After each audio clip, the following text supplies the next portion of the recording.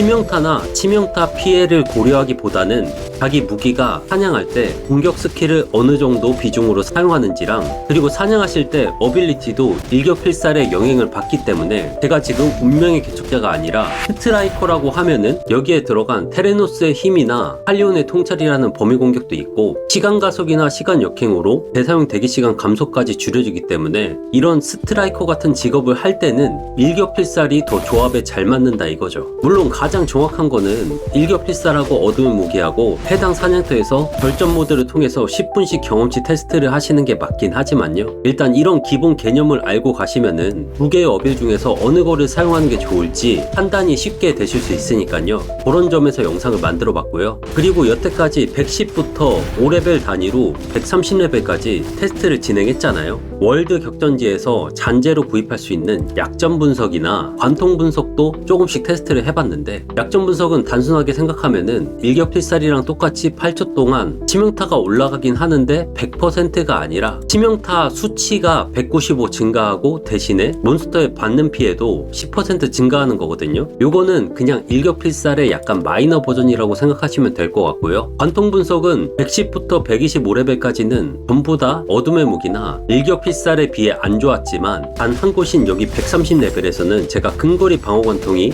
현재 상당히 낮은 1091 정도의 상황이기 때문에 여기에서만 두 개의 어빌보다 사냥 속도가 가장 빠르게 나왔어요. 하지만 방어 관통 수치가 이 정도로 부족한데 굳이 관통 분석을 사용하시면서까지 여기서 사냥하시는 분들은 별로 없지 않을까 싶어요. 그래서 7번째 어빌을 일격필살로 할지 어둠의 무기로 할지는 무기 종류와 사용하고 있는 어빌에 따라 달라질 수 있지만 사냥 속도 차이가 생각보다 엄청 크진 않았고 어둠의 무기도 충분히 효율이 좋았습니다. 특히 평타 기반의 무기 같은 경우는요. 그러니까 급하게 일격필살을 맞추실 필요 없고 천천히 로드 아레나 하셔가지고 마을에 있는 교환 상인한테서 구입하시면 될 것 같아요.